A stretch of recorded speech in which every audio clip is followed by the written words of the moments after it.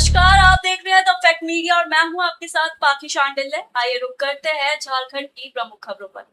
रांची के एल्बर्ट एक्का चौक पर आम आदमी पार्टी ने शांतिपूर्ण प्रदर्शन किया।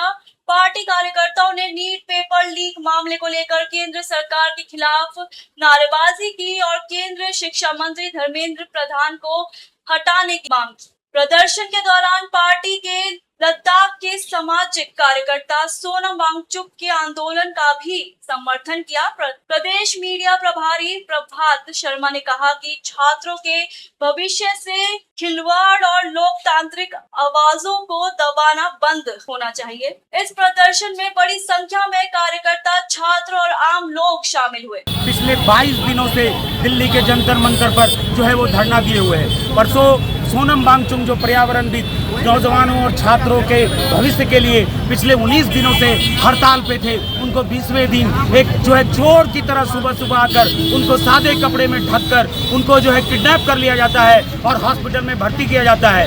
उनके साथ वार्ता करने के बजाय क्यों हड़ताल पर बैठे हैं, ये बात करने के बजाय उनको उठाकर जो है वो हॉस्पिटल के अंदर जो है वो पुलिस के घेरे के अंदर जो है वो भर्ती कर लिया जाता है। इस देश के अंदर जो है वो तानाशाही चल रही है। इस देश के अंदर जो है पेपर लीक करके जो गरीब मध्यम वर्ग के छात्र नौजवान जिनके बाप माँ बड़े पैसे खर्चा करके, चाहे वो कर्जा करके हो, कमा के हो, मेहनत करके हो, बच्चों को पढ़ाते हैं कि मेरा बच्चा डॉक्टर बनेगा और वो मेहनत करके पढ़ता है और उस बच्चा जब परीक्षा देने जाता है तो उसका पेपर लीक हो जाता है और उन बच्चों का भविष्य बर्बाद हो जाता है। अगर 21 जो है नीट का छात्र आत्महत्या करने के लिए मजबूर हो गया। आज दिल्ली के अंदर जंतर मंतर के अंदर पूरे देश से लाखों छात्र दिल्ली के सड़कों पर आज जो है संसद के एक एक मार्ग पर जो है आज छात्र नौजवानों से पटा हुआ है। मोदी सरकार को चेतावनी देने के लिए देश का छात्र नौजवान दिल्ली में पहुंचा हुआ है। अगर इसके बाद भी ये सरकार का शिक्षा मंत्री इस्तीफा नहीं देता है, मोदी सरकार होश में नहीं आती है, तो इस सरकार का दफन भी इस देश का छात्र नौजवान।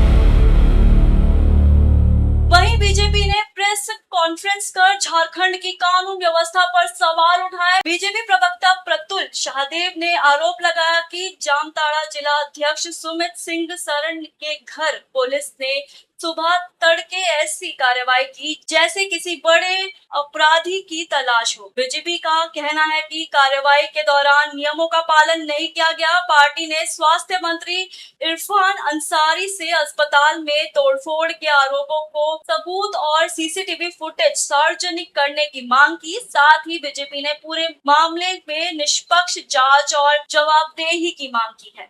सभी साथियों को मेरा जोहार। देखिए, ये प्रेस वार्ता इस सरकार के द्वारा किए जा रहे विपक्षी दलों, खास करके भाजपा के कार्यकर्ताओं, भाजपा के वरिष्ठ कार्यकर्ताओं का, वरिष्ठ नेताओं के खिलाफ जो दमन चक्र चला रही है सरकार, ये बिल्कुल इनटॉलरेंट सरकार हो गई है। और पुलिस जो है वो जनरल डायर की पुलिस की तरह काम कर रही है, यानी जो मर्जी आता है वो करती है, या अपने हुक्मरानों की सैल्यूट बजाने के लिए, हुक्मरानों के हुक्म की तामील करने के लिए वो लगातार इस तरह के कार्य करती है जो कानून सम्मत भी नहीं है।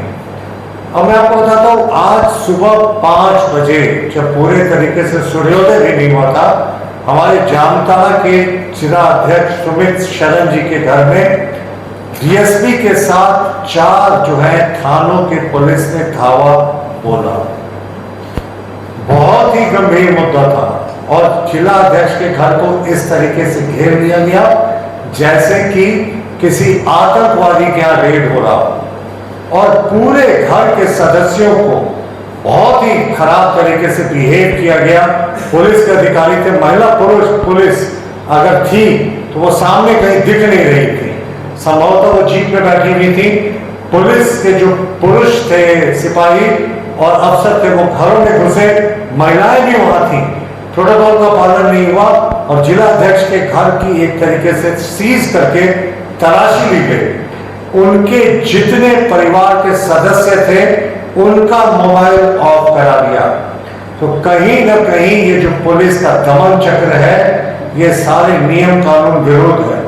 हम इसका कड़ा प्रतिकार करते हैं। इसके पूर्व भी फर्जी एफआईआर हुआ था भारतीय जनता पार्टी के जामताड़ा जिले के 8 प्रमुख नेताओं पर, उसके खिलाफ भी हमने प्रदर्शन किया था, पुतला फूका था और इस पूरे मामले की मैं पृष्ठभूमि आपको बताता हूँ कि जामताड़ा सदर अस्पताल में एक महिला थी, गरीब परिवार से आती थी, रीना देवी, और उनके गर्भवती बच्चे की प्रसव के दौरान मौत हो गई। उस समय उनके परिजनों ने डॉक्टरों पर लापरवाही का आरोप लगाया था। भारतीय जनता पार्टी के माननीय प्रदेश अध्यक्ष आदित्य साहू जी के निर्देश पर कमेटी गठित हुई। माननीय जो हमारे महामंत्री हैं अमर बाउरी जी के नेतृत्व में कमेटी गई। कमेटी ने जांच रिपोर्ट भी सौंपी, सभी पक्षों से बातचीत की। हमारे जो प्रदेश के उपाध्यक्ष पूर्व सांसद सुनील सोरेन जी हैं, उनके नेतृत्व में भी जामताड़ा एसपी से मिलकर इस एफआईआर को उठाने की मांग की गई थी। देखिए, स्पष्ट मानना है कि उस दिन जो मौत हुई उसके बाद कुछ लोगों ने परिसर में तोड़फोड़ की। भारतीय जनता पार्टी के नेता कार्यकर्ता इस मुद्दे पर बहुत मुखर थे और पुलिस को बैकफुट पे आना पड़ा, एडमिनिस्ट्रेशन को बैकफुट पर आना पड़ा। ये माननीय स्वास्थ्य मंत्री जी का गृह जिला है। स्वास्थ्य मंत्री जी को बताना चाहिए कि स्वास्थ्य विभाग ने अगर प्रगति की है उनके कार्यकाल में, तो ये प्रगति दिखती क्यों नहीं है। देखिए, लोग जो गरीब लोग हैं उनका आज भी सबसे बड़ा राहत देने का अगर कोई सिस्टम है तो वो सरकारी अस्पताल है। लेकिन जो स्वास्थ्य मंत्री है वो बदले की भावना से वो पूरे तरीके से ग्रसित रहते हैं। भाजपा का फोबिया है उनको, सपने में भी उनको भारतीय जनता पार्टी नजर आती है। बांग्लादेश, रोहिंग्या और मुस्लिम घुसपैठियों के पक्ष में वो जितना बोलते हैं वो झारखंड के मरीजों के पक्ष में कभी नहीं बोलते। तुष्टिकरण का जीता जागता उदाहरण है इरफान अंसारी, और ये सारे पुलिस की दमनकारी जो कार्रवाई है ये मुख्यमंत्री कार्यालय और इरफान अंसारी के इंटरवेंशन पे हुई है। ये हम इसकी बहुत निंदा करते हैं। हमारे माननीय प्रदेश अध्यक्ष आदित्य साहू जी लगातार इस मुद्दे पर नजर बनाकर बैठे हैं, बहुत ही दुर्भाग्यपूर्ण है। देखिए, बीजेपी नेताओं पर जब एफआईआर हुआ तो हम लोगों ने इस एफआईआर के खिलाफ विरोध प्रदर्शन किया, प्रशासन का पुतला फूंका और कमेटी की मैंने आपको चर्चा कर दी। सिर्फ सुमित शरण जी जो हमारे जामताड़ा के जिला अध्यक्ष हैं, उनके खिलाफ यह कार्रवाई नहीं हुई है, बल्कि 8 नेताओं पर एफआईआर हुआ। हमारे महामंत्री कमलेश मंडल जी, गुलाम सिंह जी, प्रदीप रावत जी, बच्चू साहू जी, आकाश साहू जी, तमाम सारे निर्दोष लोग हैं।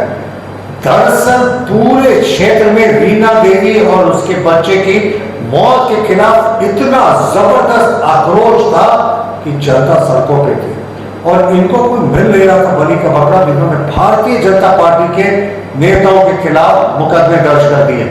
अस्पताल में अगर कोई तोड़फोड़ हुई है, जिसने भी किया, हम भी उसकी निंदा करते हैं, पर हमारी भारतीय जनता पार्टी की प्रदेश अध्यक्ष ने भी मांग की, हम भी मांग करते हैं। अस्पताल में तो सीसीटीवी फुटेज लगा हुआ है, सीसीटीवी लगा हुआ है। सीसीटीवी फुटेज को जारी करे राज्य सरकार, जो स्वास्थ्य मंत्री इरफान अंसारी है वो जारी करे और बताए कि कहां भारतीय जनता पार्टी के नेता जो है वो कहीं तोड़फोड़ करते दिख रहे हैं। चैलेंज है हमारा आपके माध्यम से, वो दिखाए कि कहां हम लोगों ने तोड़फोड़ की है। दूसरी बात कि इससे पहले एक जनरेटर में आगजनी की घटनाएं हुई थी। वो इरफान अंसारी के ही समूह से, उसी ग्रुप से आने वाले कोई लोग थे जिनको वो जानते भी थे। पूरे मामले को रफा दफा कर दिया गया, जबकि सीसीटीवी फुटेज पे ये भी क्या है। तो ये कैसी दोहरी राजनीति, सरकार की बर्बरता चरम पर उन्हें लगता है कि वो जनरल डायर की पुलिस को यूज करके, उसी तरीके से यूज करके हमें राष्ट्रवादी कार्यकर्ताओं को डरा लेंगे। तो ये इनकी गलती है साहब। 1984 में जब हमारे 2 सांसद थे, तब तो हमारे जो हिम्मत थे और हमारे जो जज्बे थे उसमें कोई कमी नहीं है। तो इनको क्या लगता है तीसरी बार केंद्र में सत्ता में है, विश्व की सबसे बड़ी पार्टी, क्या हमारे जज्बे में कोई कमी आने वाली है?